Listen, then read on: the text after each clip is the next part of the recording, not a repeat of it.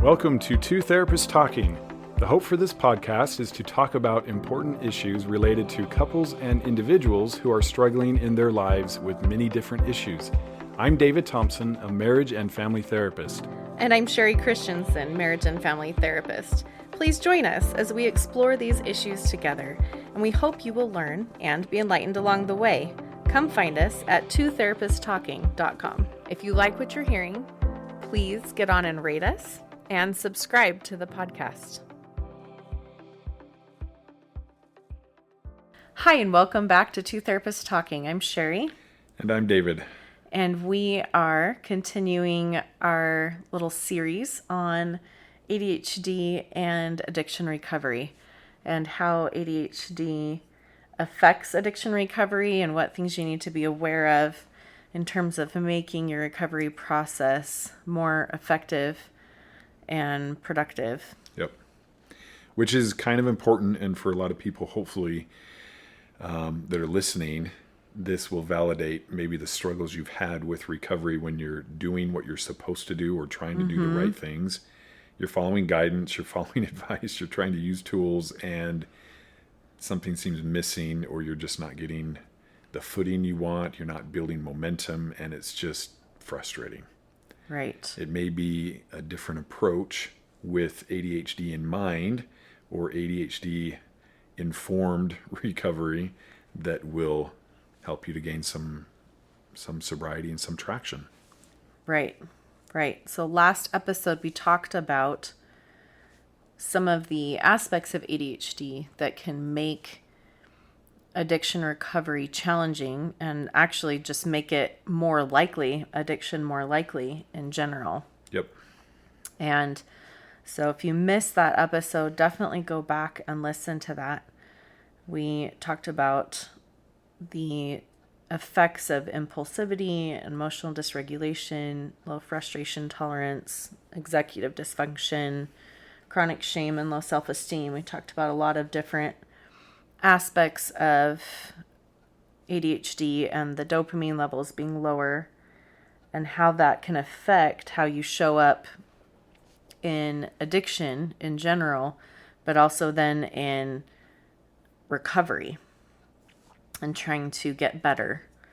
So as we did that last time, this time we're going to talk about how it can look different, or what kinds of things you can do a little bit differently as you're working on your recovery process to help you be more effective. Yep. So how might recovery look differently? Here are some ideas that should be able to make a difference. First, let's talk about triggers and relapse patterns. Hopefully, when you are doing a recovery process, you are talking about triggers and relapse patterns or rituals, things that we do to kind of bring us into acting out. And with ADHD, we have boredom or disorganization or social rejection, which is probably going to trigger, in our case, acting out, but also it could be, substance use more than trauma or stress alone. And we talked about this a little bit, where if we're struggling with ADHD, we're just more sensitive to all the things that are already difficult, uncomfortable, stressful, feeling rejected, feeling, judgment, criticism. Mm-hmm. We're already sensitive to that. And so anything like being really bored or feeling that your feelings are hurt, that people are disappointed in you, this will be more of a trigger because of the ADHD, and really will require that we're more sensitive, we're more aware, and we are using tools probably earlier, and we have more tools that we can use because these patterns are going to be a little bit different because of the ADHD. Yep.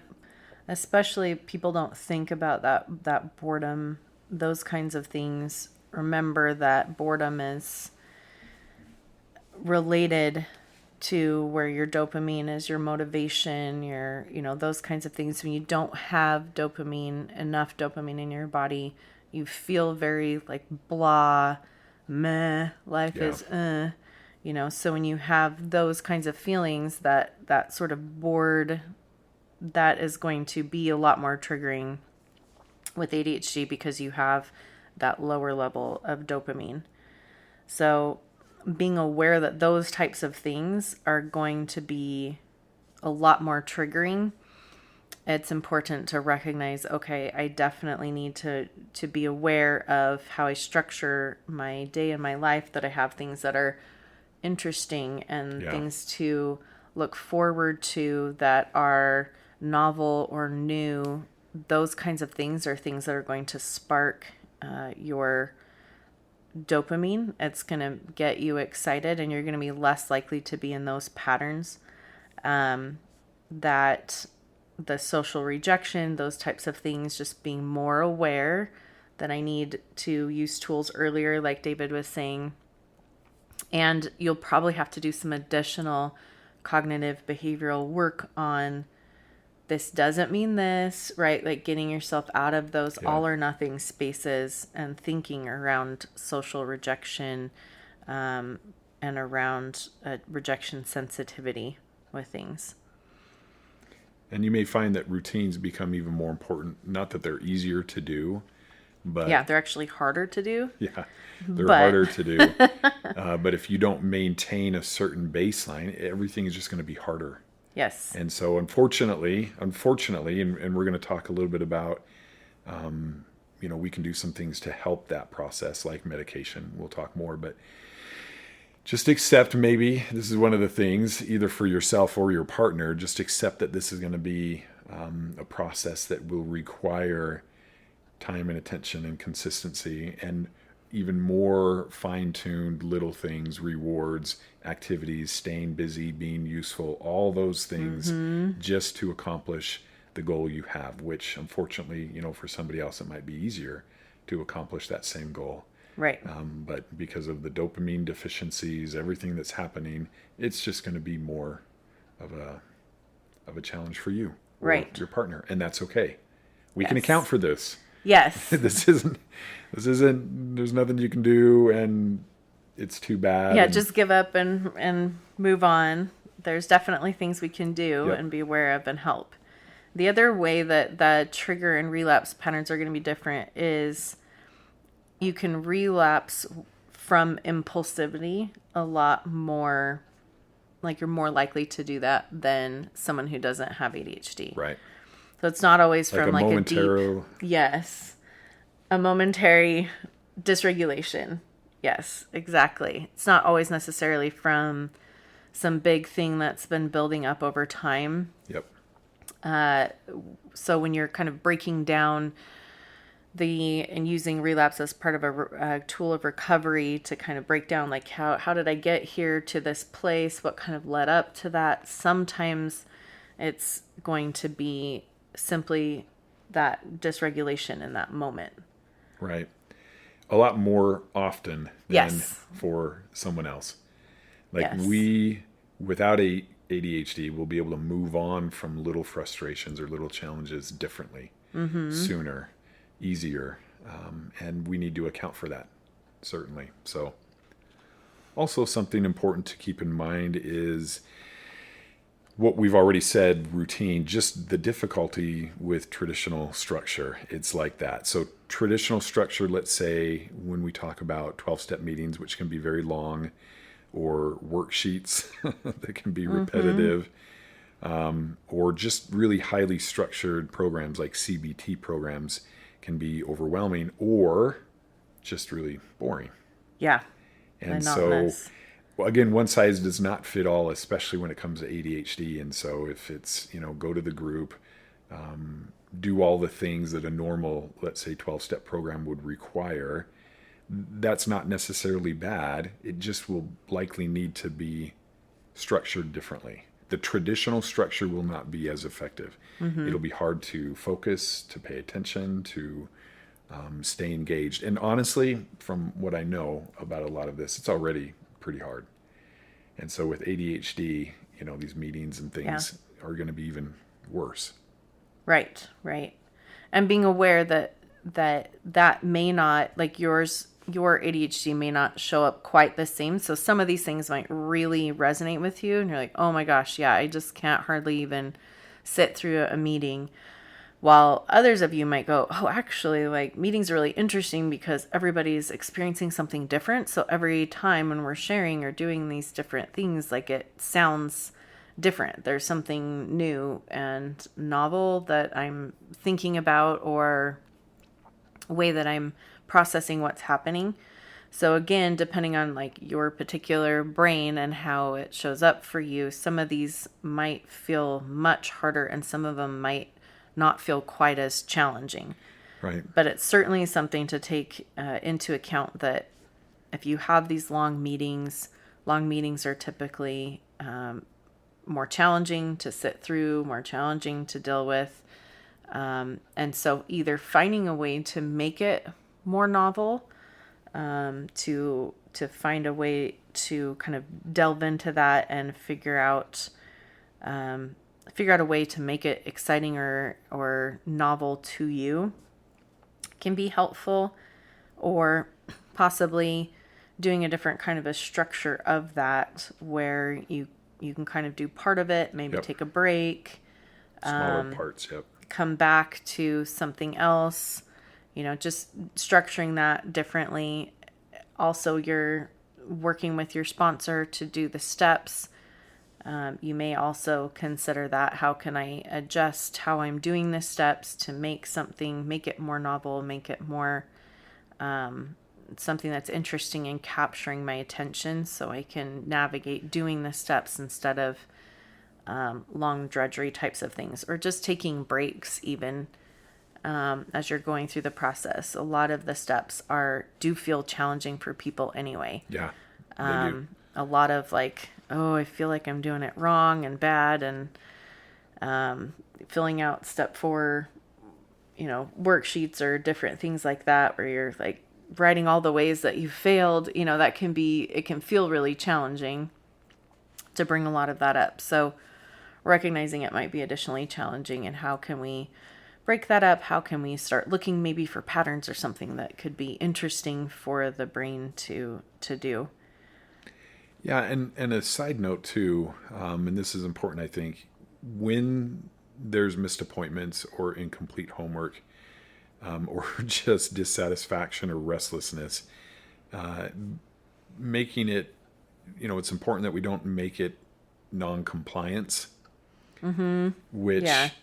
Especially for a partner, you can see all this and say, you're not really trying, you're not doing enough, you're not trying hard enough, you're not taking this seriously, you don't care, rather than just ADHD symptoms, which again, it's not, Right. we're not excusing not doing anything or a lack of effort, but Right. you need to be aware of this will look differently. And so, what are they doing? Talk to them, and for yourself, are you doing the best you can? Don't assume that it's just non-compliance or disinterest or a lack of, I want to get better, or I want to heal, or I want to Just don't recover. care. Yeah. Yeah. Yes. Very important. And I think that can go for the addict as well. Definitely. You can definitely have those same feelings about yourself. Like, I guess I just don't want to do this. I guess I don't I'm have just what it not takes. invested. I can't. Yes. Yeah. Yes. So being aware that it may not be non-compliance, it may be ADHD symptoms. Yep. And so that like continued effort is going to be more important. Just recognizing, yep, this is part of the process. It makes it a little bit harder for me to get there than maybe somebody else, and that's okay. It's just different. I have a different experience. Yep. So the next one we want to talk about is managing medication. Okay. This is huge. Yeah, it is. It is one of the easiest ways to help with ADHD is medication, because you're literally giving your brain the chemical that it's missing. So it's important. It can be helpful. Yes, it Go can be figure. super, Yeah. super helpful to give your brain what it needs. Yep. And at the same time, oftentimes that's something that we have to work on, whether I'm working with a client that has ADHD in general or ADHD and addiction that we're working on. Managing medication is a huge aspect of this. Which is so hard because it requires consistency, even if you find, right? And so, Yes, it's really important to make sure that you're being consistent with your medications. And it's one of the things that we see the most often is people coming in like, I just can't, I forgot to take it, or I forget to take it like half the time, or I forgot, I finished my bottle and then I forgot to go get, I just can't seem to right. like get back in And to so now refill I'm it. off. And the last thing you need is the inconsistency of having the drug or the chemical and then not, and then having it and then not, and then having it and then not. Okay. So one of the things that we'll do in therapy, but something that you can consider doing at home, is making sure that you are consistent. So alarms, reminders, having something that you're tagging that to. So I'm going to take it with lunch, or I'm taking it with breakfast. All these different kinds of things to make sure that you're taking it. Sometimes people need 2 or 3 alarms to make sure that it actually gets done, right? So that you can be consistent with it. I tell people to put the time that they need to go get their new medication. Most of the time you're talking about a stimulant. So this is a controlled substance. So you can't just get it. Like they're really strict about it. You go in to get your medication and you cannot come in you can't come in less than 30 days out, right? So that means that you're going to have that in your calendar and alarmed and all of that. Like, okay, this day I need to go in and get my prescription because I won't have any extra if I've been consistent, but I've got to get it this day in order to now be able to be consistent moving forward. So putting that date, they'll write it on your pill bottle. If you're taking a stimulant, they literally will write a handwritten note of the date that you picked up that prescription, and you can't get it before 30 days out. So write that, like, what's 30 days out, and put that in your calendar as you're picking it up. Before you get to the car, you put it in your calendar and say, I need to pick up my prescription. You need to be aware of your doctor and how your doctor runs things. Some doctors will give you a 3-month and then you have to go back into the office. So if that's the case, you need to have, before you leave your previous appointment, you need to have schedule and put in your calendar your next appointment so that you can get in time in order to get your next 3 months of prescriptions. And so you're not going without. Some doctors will require you to call in every month and get the next month's sent over. So if that's the case, you're going to have to put your 30 days out and then back up like 2 or 3 days and make sure that you have a note in there to call your doctor so that your doctor can call in the prescription, so the prescription will get there in time so that you can get the prescription in time.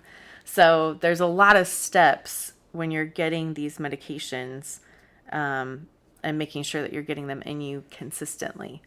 So pay attention to that and make sure you've got enough alarms and reminders and the things you need to do, because when you have ADHD, you're going to start thinking about something else, and that will completely be out of your brain until all of a sudden you need it. And now you're a week out because you haven't done the things that you needed to do. So making sure that you are taking that medication will help, because when it's untreated, when you aren't getting your medication, when you're not doing those things you need to do, you're going to have worse outcomes. And you just want to make sure you give yourself the best chance of success. Right. So making sure you have all that set up. If you need body doubles, if you need that's somebody else that is helping you with that process, make sure you do it so that you can get that medication in.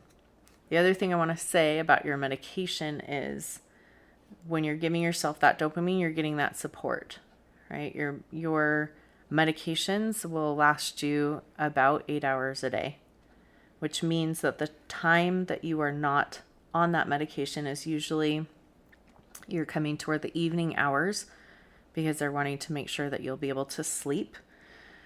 And it's a stimulant, so they want you on that earlier in the day. That means that the hours that you're not on it, you need to be aware. I'm going to be more of all of the ADHD things when I'm not, those hours of the day that I'm not on my medication.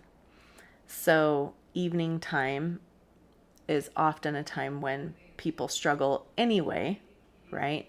With addictive tendencies, and with the increased acting out will often happen in the evening hours. So your schedule, your structure, all of those things are going to be so much more important during those times. You are likely to be more irritable, to be more rejection sensitive, to be more impulsive, to have gone through the day, right? Normally we see that with addiction. You've gone through the day, you've gone through a lot of challenging whatever things, and now you've got this downtime and you're more likely to act out. Or be bored. Yep. Or be bored or whatever. And so being aware that this is going to be heightened for ADHD. So having those tool structures, everything in place is going to be extra important for those hours in the evening when you're not on your medication. Definitely. So just keep in mind that with ADHD, there's a need for immediate feedback and dopamine. Yes. And so, ADHD brains crave that novelty, the stimulation, the reward. If it's a slow, future focused reward system, it's probably not going to work very well. And so delayed gratification is harder. Progress needs to feel engaging and not unclear or abstract or too future focused, or it's just not going to work. There won't be enough follow through.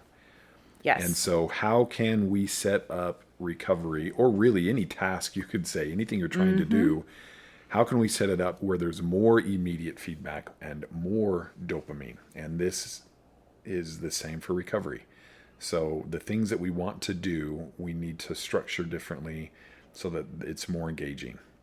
Right. It's more novel. It's more, as much as you can make recovery fun and exciting, right?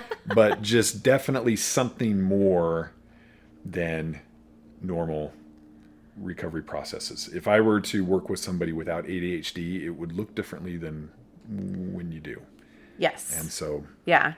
What types of things feel new and novel and rewarding to you? And can you reward yourself for, okay, I'm going to do my structure in the morning. I do my structure in the morning, then I get to do this thing, right? Or I get to have this thing. Like what is, oftentimes it can be related to like intense exercise. That is often something that's really exciting and fun. So like, okay, I'm going to do my little thing and then I get to go work out. I get to go mountain biking or whatever it is. Or if you have a new hobby or project that is something that ADHD brains love and are often doing anyway. What's your new latest thing that you're really into or excited about? Like as soon as I do this thing, then I get to spend, 20 minutes or half an hour like researching my new interest. yeah.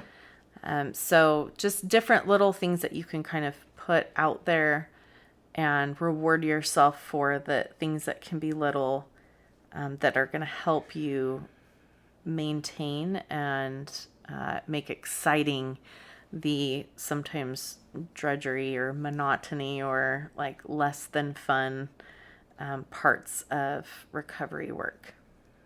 And it's hard. Everybody needs to be doing this anyway. And we've talked about this a bit, where we have to learn how to tell ourselves no. Everybody needs downtime. Everybody needs fun things. I think with ADHD, you just have to be even more particular, where you get all those things, but you get them after something else that's important to be done gets done. Because especially with ADHD, you almost can't afford to just do the thing you want to do when you want to do it, because Right. then all the important things will never happen. Right. It's already hard for anybody to be doing this stuff. But if we can structure this where, hey, I do want to research mountain bikes. Hey, I do want to look into this. Hey, I do, I'm shopping for a new car. I want to learn, study, spend time looking at RVs. I don't know who would possibly do something like that, but let's just say you wanted to do something like that and live out of a van or whatever. You just say, David's over here going, that's what I want to do. so don't look at my KSL favorites. But whatever the thing is, just say, I can after. After Yep. I've done this, after I've followed my routine. What was I trying to do this morning, this afternoon? Have I accomplished it? So really putting the reward after, and don't allow yourself to get what you want every time you want, when you want, or there will be no motivation left to do the things you need to do.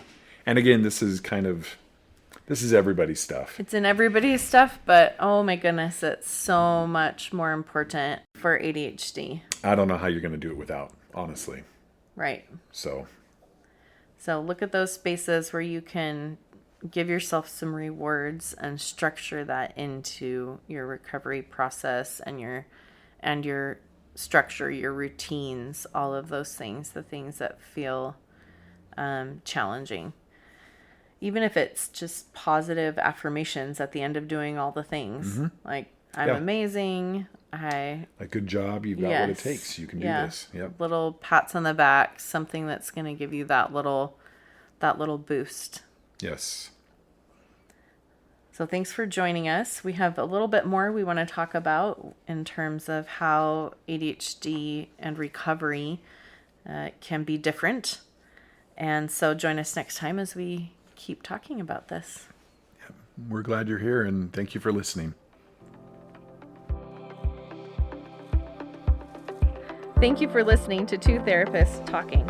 We look forward to sharing more conversations with you. Connect with us at twotherapisttalking.com or email podcast@twotherapisttalking.com. If you like what you're hearing, please get on and rate us and subscribe to the podcast.